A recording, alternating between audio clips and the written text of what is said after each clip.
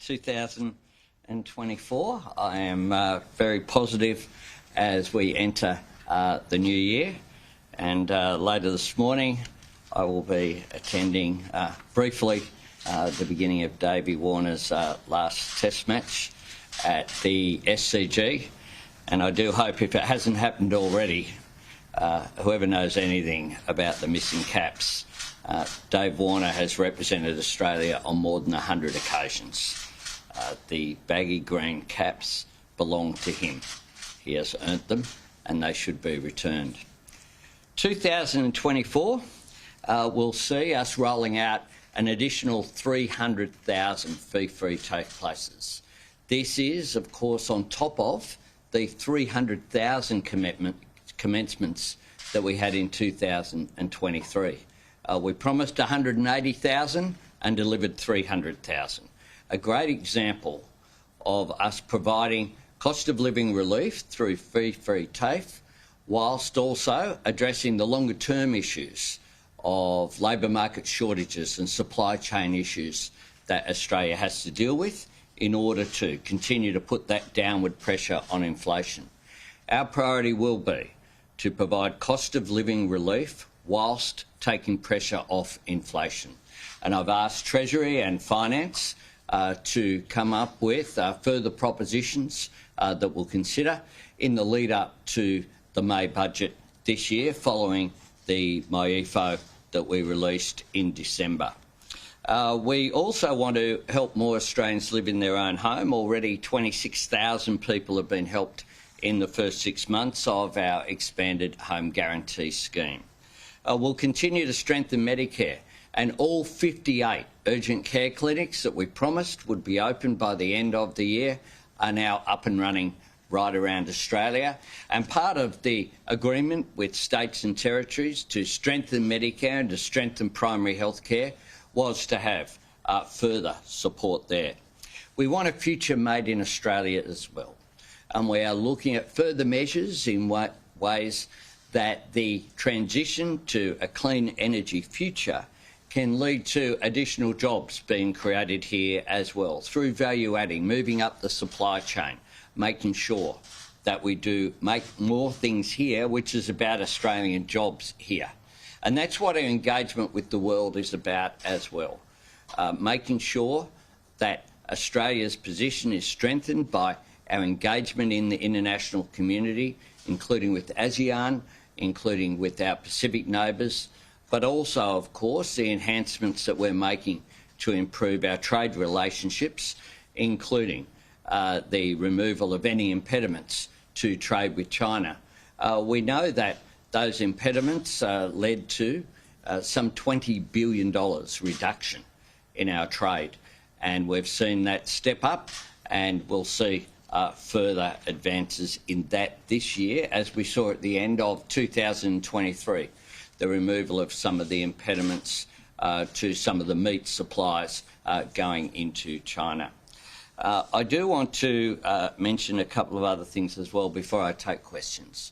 One is the plane crash in Japan. Our hearts go out to our friends in Japan, both for the impact of the earthquake that has seen a considerable loss of life. As well, of course, we know that there are ongoing issues as a result of that major earthquake, including the potential for tsunamis and other activity there.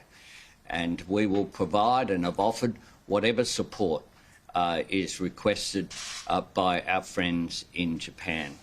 In addition to that, tragically, there was a plane crash at Haneda Airport in Tokyo.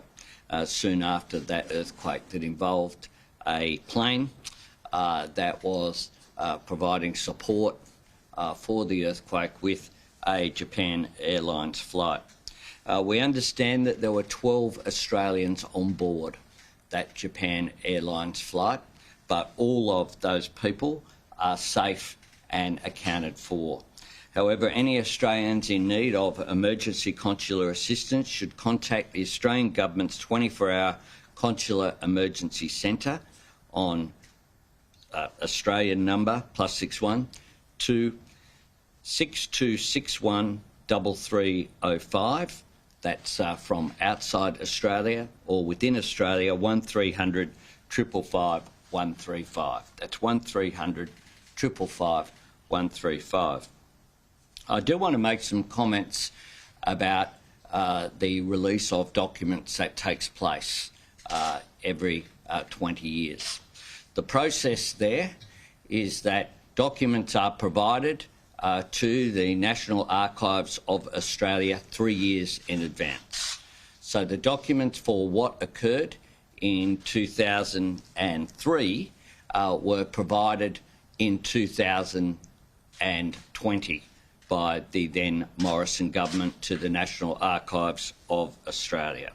It's clear that there were some cabinet records missing from that transfer from the government. Some 78 cabinet records were not transferred to the National Archives.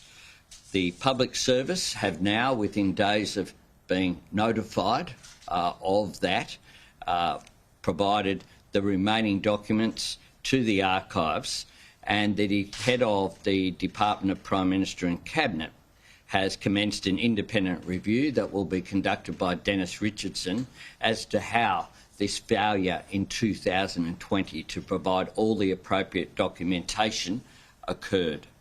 Let me make it very clear of what my government's position is. Australians have a right to know the basis upon which Australia went to war in Iraq. Australians lost their lives during that conflict, and we know that some of the stated reason for going to war was not correct in terms of the weapons of mass destruction that was alleged Iraq had at that time. Australians do have a right to know what the decision-making process was, and my government believes that this mistake must be corrected, that the National Archives of Australia should release all the documentation that has been provided to them, having account for any national security issues, of course, upon the advice of the national security agencies. But there is no reason why these documentations should be, with the exception of putting people in danger, should be not released in a transparent way. So we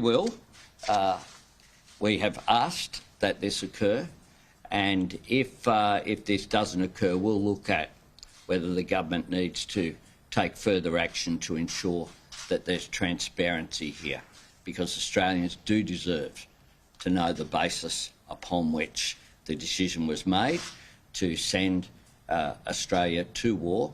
We know at that time this was an issue which did not have bipartisan support.